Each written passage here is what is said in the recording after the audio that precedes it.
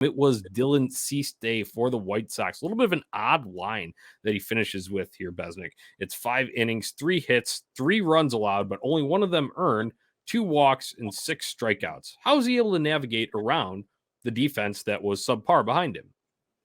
I mean, he was able to just make big pitches when he needed to. He didn't have a ton of strikeouts like we've seen in the past, but he got off to a really fast start. He retired the first 5 batters he faced. He struck out the side in the first, and then he started getting into a little trouble when his defense betrayed him. And this game isn't on Cease. His start got cut short because you're making errors in the field and sending more batters to the plate.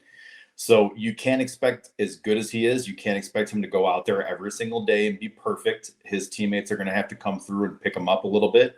His defense didn't, but he was able to hold it down and pass it off to the bullpen, who did a great job.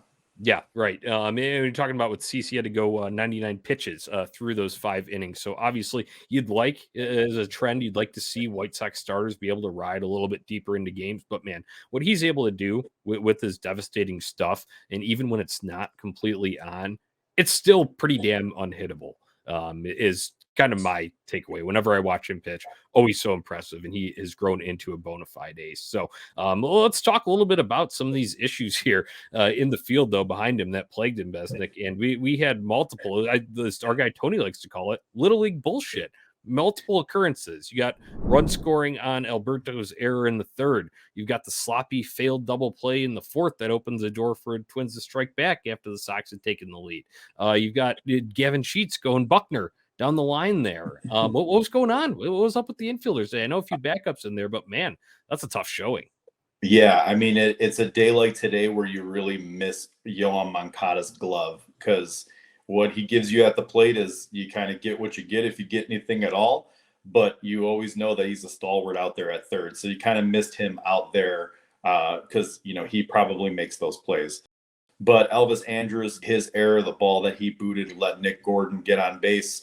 It's just a hit or a walk and a hit, and that guy's going to score if he doesn't even already steal a base. So you can't let guys like that get on the base paths. And then you've got the botched double play. I don't know what these guys were thinking or what was going on in that play. Right, because on the throw back from Andrews, it was to Alberto, but Tim's kind of caught over there because he doesn't know if he should go behind. And then this leads to, as Jordan Miller says in the comments, Matt Wallner reckless base running if we're going to take the Pirates mentality here. And he bangs into Tim Anderson, who eventually had to lead the game here. But that was just a mess of a situation. And it's like, I feel like it's just like an early season brain fart. I want to believe that. But with Pedro Grifol, how much he's been hammering home about, the details matter and the fundamentals and all of that, I'd like to see this stuff cleaned up sooner rather than later, right? I agree. The one thing I'll say is the defense has been pretty solid up until this point. We haven't really had any major issues. You're going to have your gaffes here and there. And hell, you're going to have games like this too. But for the most part, I wasn't really too concerned going into this game about the defense. I was thinking earlier today about the fact that, defense has been one of the positives so far for this team. We've seen Luis Robert make incredible plays, Oscar Colas. It's made a difference, but today they just didn't have it. Right. It's funny how I feel like things just can kind of just snowball. All it takes is one booted ball for it to kind of go out of control. And we saw, you talked about defense being, for the most part, good, and I would agree with that. But Friday, too, you saw a few things get out of whack with walks and whatnot. And then you got throws coming in all over the place, guys missing the ball, and we're getting little league grand slams out there. So I think limiting those, if you can stop, if you say you have a gap, it's going to happen. You're going to boot a ball every once in a while. If everyone can just lock in around, I think that's got to be a point of emphasis for the rest of them. Because I feel like that's happened in the past, too. I mean, we can think back to that doubleheader in Cleveland last year when I know there were multiple things going wrong there, but Tim Anderson just had himself a rough day, and it led to sloppy play all over the field. So reeling that in, I think, is important here when we're talking about White Sox. But let's talk positives here, because it wasn't all bad. They still won the baseball game here. They win 4-3, and they do that with some, a bounce back performance from Hanser Alberto. After he boots that ball that leads to the Minnesota run, he goes from GOAT to hero by hitting a 3-run shot. And that was after Yaz had doubled in a run too. But Hanser Alberto with the 3-run shot was that in the 4th inning there? That was huge.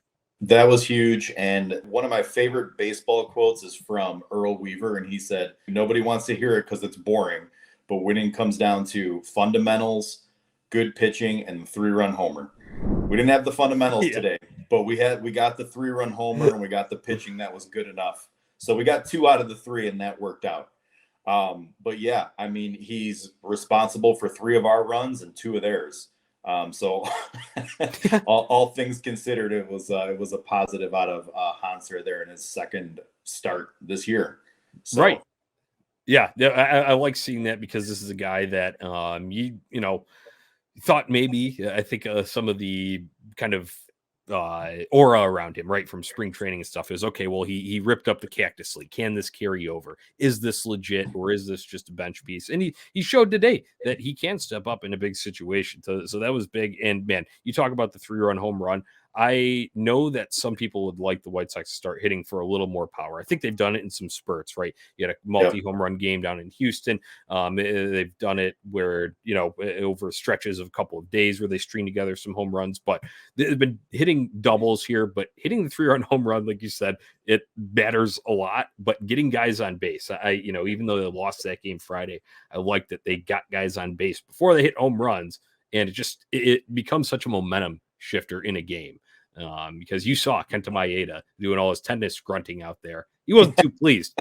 He wasn't too pleased after Hanser No, Alberto took him deep into those bleachers in left field. no, not that was pretty much the day for him. I mean, he was fine overall, and then that one mistake, the slider that he hung right down the middle, he hurt it. And it's always great to see White Sox hitters taking advantage, or as you like to say, being opportunistic when you get a hanging breaking ball right down the middle. Nothing drives me nuts more than when a guy swings through it or fouls it off. But this time Alberto got it and he hurt it. And to your point about letting things snowball, what we saw exactly in that doubleheader was a bunch of errors by TA, and it led to a 10-run inning. We lost that game 10-1. Dallas Keuchel pitched. I remember that one vividly. And this time they didn't let it snowball. They didn't let these errors, take over the game and, let it get out of reach. They held it down. So Right. that was nice to see for once.